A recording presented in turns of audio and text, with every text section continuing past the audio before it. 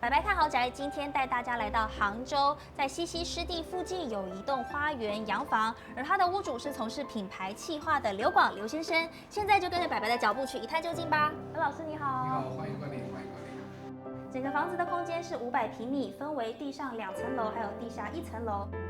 在客厅的空间就可以看到很多来自世界各地的家具，还有藏品。老师，我注意到就是家里面每个椅子都不一样，是不是都有什么特别的来历？因为我一直做一些收藏，然后我从全国各地、全世界会买一些单品。这张椅子它是印尼那张椅子，它是用了3根木头，来构成的这张椅子。这张是非洲的一张椅子，然后非洲人因为木材会比较多，你看它整个椅子，它是用一块木头挖出来的。非洲人他技术他可能不是那么好，但是他做起来会非常有趣味性。它这个茶几是多功能的，它其实我们可以泡茶，然后还可以做了一个，它里面放了一个可以放烫的，放烫的话，我们平时可以煮茶。再往里面走就是餐厅的空间，整个1楼呢是属于比较宽敞简约的混搭风格。而在楼上的部分，2楼则是卧房还有书房。在这个地方呢，他们没有放任何的电视，因为需要的是一个安静可以休息放松的地方。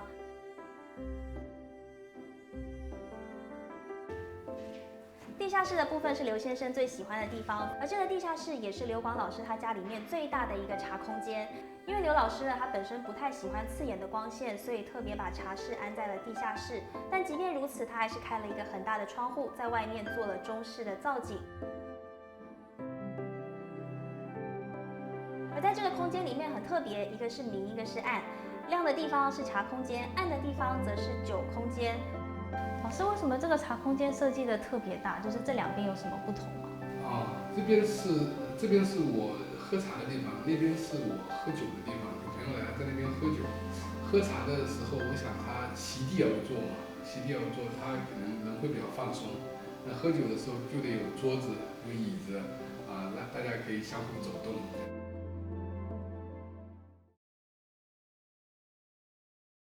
而这个地方呢，也是刘老师他一天当中最长时间会待的地方。除了收藏茶道具之外，其实刘老师还收藏了很多有趣的古董，还有古道具哦。他收藏来的这些古董不一定都是名家作品，反而是来自不同时代、不同的人，还有不同国家他们所用的这些日常用品。他收了大概有1000件。老师帮我们介绍一下这个玩具房里面有哪一些收藏？好呀。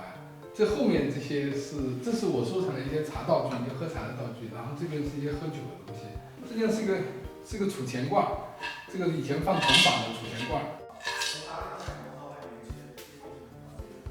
我这里还会有一些球球，这些球球是以前的那个宋代的时候他们玩那种锤玩，这个叫锤王，那就是他们那种宋代的高尔夫球用木棒打的那种，然后你把它放一起就觉得特别可爱。这就是一个小提篮很方便，就是一个日常用的一个小提篮。刘老师很特别哦，他会很常发现一些日常中的美好，像是呢，这挂在墙上的这个桌板，它都是已经很老旧，有使用痕迹，甚至是腐蚀过的。但是经过刘老师的审美和装点之后呢，已经成为家里不可或缺的一件艺术品。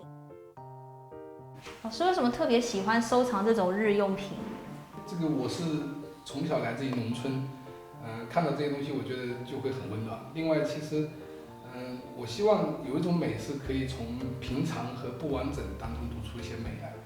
很多物件因为它基于使用，它反而用的特别得心应手，让我心情很平静，然后让我觉得可以长出很多奇怪的想法出来。这样子。